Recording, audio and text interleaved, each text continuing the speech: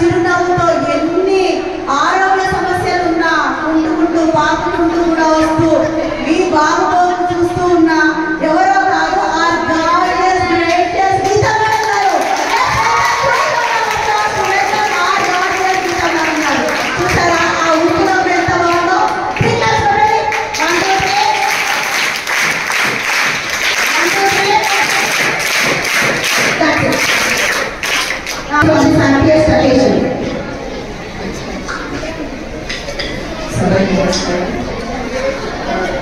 ఈరోజు మా అందరి భావోద్వేగాలను ఈ పాఠశాలకి 13 సంవత్సరాలు హృదయాన్ని అంకితం చేశారు.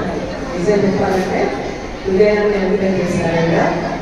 సో వారి సేవలు మరొకటి అడ్మినిస్ట్రేషన్ ఇన్ఛార్జ్గా సేవలు నేర్చుకోగలిగినవి.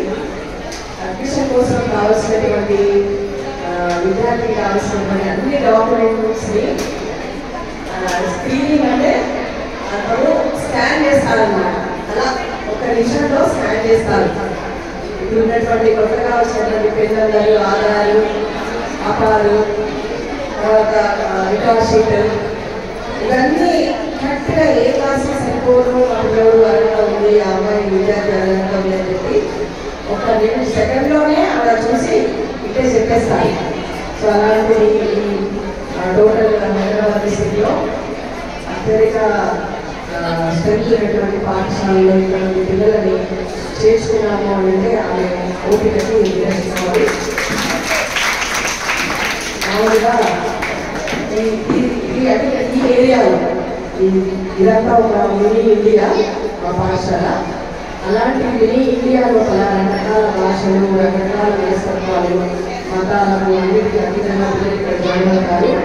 సో వాళ్ళందరినీ మెప్పించి ఒప్పించి ఏ క్లాస్ని వాళ్ళని తీసుకోవాలి అవన్నీ కూడా తను ఓపికగా ఎంతో ఓపిక ఉంటే కానీ ఆ అభివృద్ధి చేయలేదు. ఎందుకంటే కొంతసేపు కూడా నేను కూర్చుని నేర్చుకోవాల్సింది పేరెంట్స్ కదా.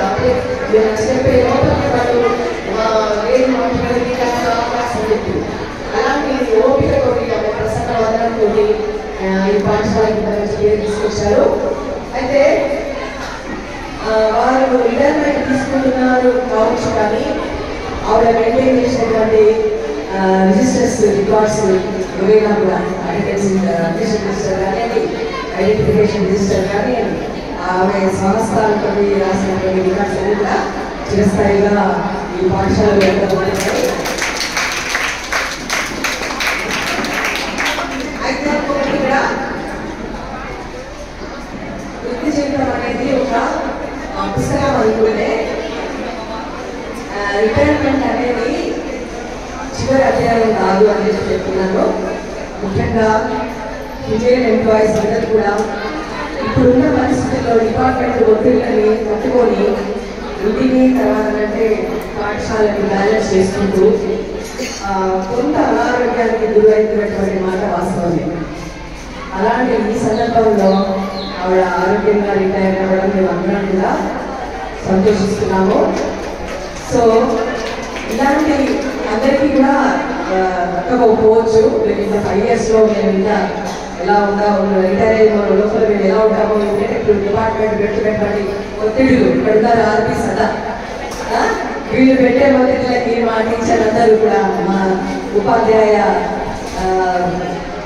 బృందం అంతా కూడా హెల్త్ ఇష్యూస్ తోటి ఎలా రిటైర్ అయిపోతామో కానీ ఆ విషయంలో అవడానికి చాలా కష్టపడతారు. తర్వాత ఇంకొకటి ముఖ్యంగా జూనియర్ టీచర్స్ గురించే. సో ఈ వృత్తి జీవితంలో మేము మా ఇష్టాలను, అభిరుచులను, హాబీస్ని అన్నింటినీ మేము పక్కన పెట్టేసి ఈ పిల్లల కోసం పాటుపడుతున్నాము.